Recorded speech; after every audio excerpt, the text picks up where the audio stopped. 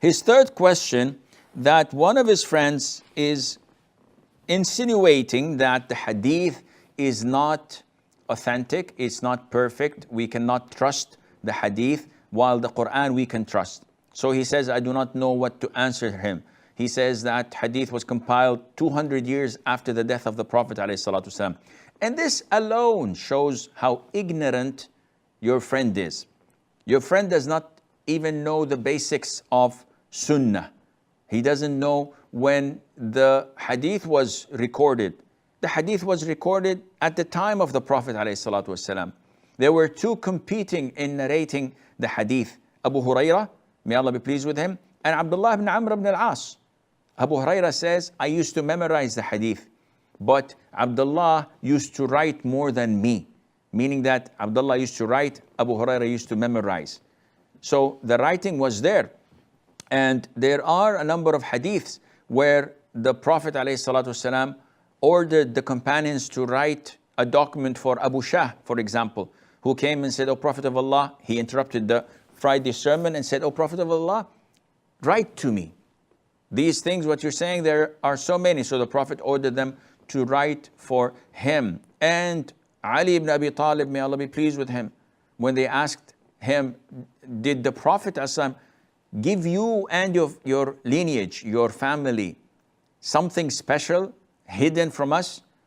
So he took a piece of paper from his holster and said, nothing except what is found in this piece of paper, and in it some instructions of the blood money, of the inheritance, and some hadiths written. And this was shared by the people, not only for him, but he had it written down. So what your friend is saying is totally absurd, and the hadith was written as early as, documented as the year 80 or 80 plus Hijrah, which had a lot of companions available. Abu Hanifa, may Allah have mercy on his soul, died, if I'm not mistaken, on the year 150. He died, and he compiled hadith. And on that year, Imam Shafi'i was born, and we know that he compiled also the hadith. Imam Ahmad ibn Hanbal was before the year 200, and he compiled hadith. Ad-Dar al-Qutni, Imam al-Bukhari, and Imam Muslim, all of them were around or before these 200 years. And the companions, the tabi'een, the tabi'in were all over the place. So there is no need to argue with someone who's ignorant, who does not know the history, and who does not know the Quran.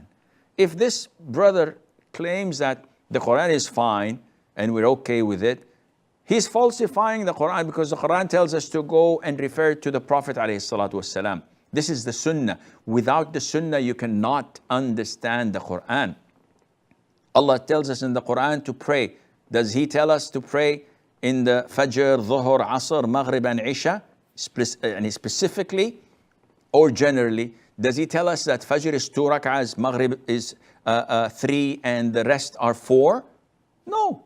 So where do we get this from? Where do we get the amount of zakat? Where do we get the lots of prohibitions, except from the Sunnah, and how things are done except in the Sunnah? And the list goes on and on.